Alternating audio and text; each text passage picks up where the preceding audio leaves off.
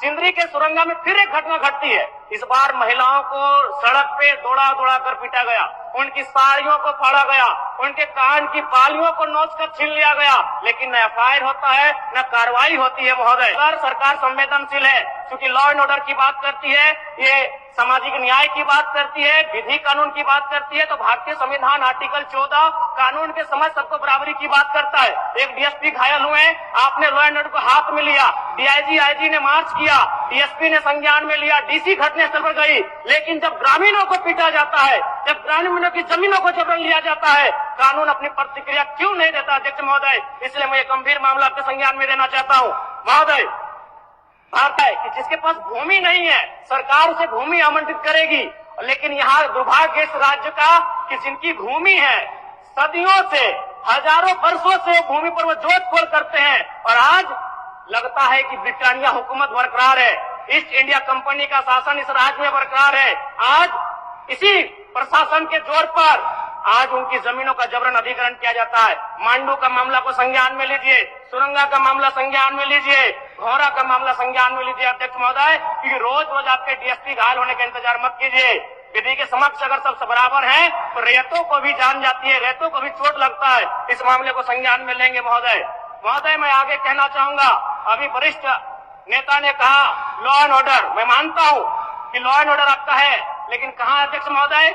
गांवों में, खेतों में, खलिहानों में, बालू और कोयला के खदानों में, माफियाओं की जेब में आपका लॉ एंड ऑर्डर है। महोदय, मैं पढ़ के बताना चाहूंगा, ओबी डंपिंग को लेकर भिड़ंत, फायरिंग, बमबाजी, रेती जमीन पर ओबी डंप किए जाने को लेकर पहले भी हो चुका है संघर्ष, चले थे गोली बम, मामला जीनागोड़ा का। देव प्रभा आउटसोर्सिंग के समर्थकों व ग्रामीणों में झड़प, पत्थरबाजी व फायरिंग, तीसरा थानेदार का हाथ टूटा। अचानक बमबाजी व फायरिंग से मची भगदड़, पुलिस की मौजूदगी में एक दूसरे पर पत्थर बरसाते लोग। मैंने कहा लॉ एंड ऑर्डर है अध्यक्ष महोदय, कहाँ? गांवों में, खेतों में, खलिहानों में, कोयला के खदानों में, माफियाओं की जेब में। अध्यक्ष महोदय, मामले को गंभीरता पूर्वक संज्ञान में लीजिए। अध्यक्ष महोदय, आज मैं महामहिम राज्यपाल महोदय के द्वारा प्रस्तुत अभिभाषण पे हो रहे वाद विवाद पर अपनी प्रतिक्रिया देने के लिए आया हूँ। महोदय, एक छोटी सी कहानी मैं बताना चाहूंगा। एक महिला थी, उसकी छोटी बच्ची जिसकी उम्र 5 वर्ष थी, वो अपनी माँ से आकर पूछती है कि माँ, छोटे भाई का मृत्यु कब होगा? तो माँ ने पूछा कि बेटी तुम ऐसा क्यों कह रही हो, अपने छोटे भाई को मरने के लिए क्यों कह रही हो? तो छोटी सी गुड़िया ने कहा कि माँ, बड़े भाई की जब मृत्यु हुई थी तो बहुत सारे लोग हमें खाना देने के लिए आए थे, हमारे घर में भोजन नहीं था, हमें कपड़े नहीं था, तो बहुत सारे लोग हमसे मिलने आए थे और हमें खाना देकर गए थे। और मैं चाहती हूँ कि छोटा भाई अगर मर जाएगा तो शायद बहुत सारे लोग आएंगे, हमें भोजन देंगे, हमें खाना देंगे, हमें कपड़े देंगे, क्योंकि हम 4-5 दिनों से भूखे।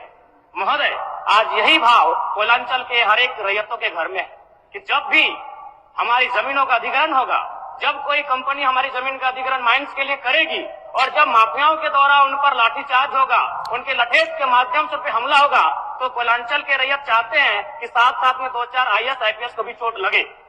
क्यों लगे? विगत कुछ दिन पहले बाघमारा में एक घटना घटी थी, हिलटॉप कंपनी का मामला था, डीएसपी महोदय घायल हुए थे, सरकार ने वीडियो कॉल से बात किया था, सरकार ने उस मामले को संज्ञान में लिया था, लेकिन ठीक उसके कुछ दिन बाद सिंदरी के सुरंगा में फिर एक घटना घटती है। इस बार महिलाओं को सड़क पे दौड़ा दौड़ा कर पीटा गया, उनकी साड़ियों को फाड़ा गया, उनके कान की बालियों को नोच कर छीन लिया गया, लेकिन न एफआईआर होता है न कार्रवाई होती है। महोदय, इसी प्रकार से आज एक मामला संज्ञान में आया है, मैं सदन को सचेत करना चाहूंगा, ये मामला मांडू का है। महोदय, मांडू के प्रभावित गांव बसंतपुर, पचड़ा, कोतरे, बालमहुआ, हुरदाग, रहवन, पचमो, इचाकडी, बरगैया, छोटाटा, लइयो, दनिया, यहाँ एक कंपनी है, उस कंपनी का नाम है पावर मेक लिमिटेड और उसकी सहयोगी कंपनी अमर इंडिया लिमिटेड। इनके माध्यम से खनन का कार्य होना है। अध्यक्ष महोदय, विगत 2-3 दिनों से लगभग 500 की संख्या में महिलाएं धरने पर बैठी हैं। ये मामला मैं सरकार को आपके माध्यम से संज्ञान में देना चाहता हूं।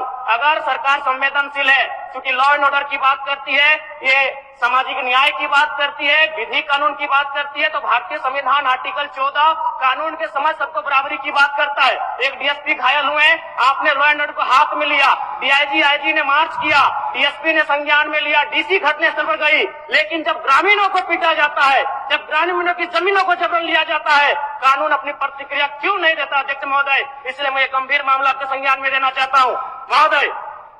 भारतीय संविधान आर्टिकल 301 कहता है, क्योंकि इससे पहले जो जमीन का मामला था वो हमारा मौलिक अधिकार था, लेकिन संशोधन करते हुए 300A में डाला गया है।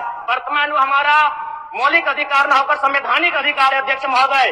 और वो क्लाउज कहता है कि जिसके पास भूमि नहीं है सरकार उसे भूमि आवंटित करेगी, लेकिन यहाँ दुर्भाग्य इस राज्य का कि जिनकी भूमि है सदियों से हजारों वर्षों से भूमि पर वो जोत-खोड़ करते हैं, और आज लगता है कि ब्रिटानिया हुकूमत बरकरार है, ईस्ट इंडिया कंपनी का शासन इस राज्य में बरकरार है।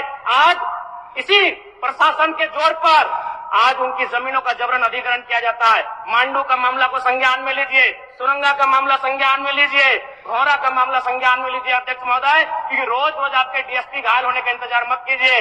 विधि के समक्ष अगर सब बराबर हैं तो रेतों को भी जान जाती है, रेतों को भी चोट लगता है। इस मामले को संज्ञान में लेंगे महोदय। महोदय मैं आगे कहना चाहूंगा, अभी वरिष्ठ नेता ने कहा लॉ एंड ऑर्डर, मैं मानता हूं कि लॉ एंड ऑर्डर आपका है, लेकिन कहाँ है अध्यक्ष महोदय? गांवों में, खेतों में, खलिहानों में, बालू और कोयला के खदानों में, माफियाओं की जेब में आपका लॉ एंड ऑर्डर है महोदय। मैं पढ़ के बताना चाहूंगा, ओबी डंपिंग को लेकर भिड़ंत, फायरिंग, बमबाजी। रेती जमीन पर ओबी डंप किए जाने को लेकर पहले भी हो चुका है संघर्ष, चले थे गोली बम, मामला जीनागोड़ा का। देव प्रभा आउटसोर्सिंग के समर्थकों व ग्रामीणों में झड़प, पत्थरबाजी व फायरिंग, तीसरा थानेदार का हाथ टूटा।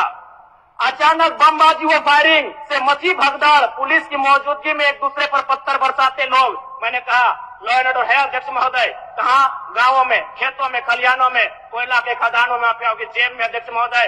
मामले को गंभीरता पूर्वक संज्ञान में लीजिए अध्यक्ष महोदय। फिलहाल मांडू के मैंने जिन गांवों का नाम जिक्र किया है, अभी भी 500 महिलाएं धरने पर बैठी अध्यक्ष महोदय। अगर सरकार इस मामले को गंभीरता पूर्वक नहीं लेती अध्यक्ष महोदय तो बागमारा और झरिया जैसी घटनाएं मांडू में घटित होने में देर नहीं लगी अध्यक्ष महोदय। इसलिए मैं चाहता हूं कि इस मामले को आप संज्ञान में ले। दूसरी बात अध्यक्ष महोदय, मैं आपके माध्यम से एक अत्यंत गंभीर मामला संज्ञान में देना चाहता हूं। धनबाद जिला तुर्चाची प्रखंड अंतर्गत पिपराडी गांव, आजादी के 78 साल बाद भी उस गांव की सड़क मुख्य सड़क से जुड़ नहीं पाई है।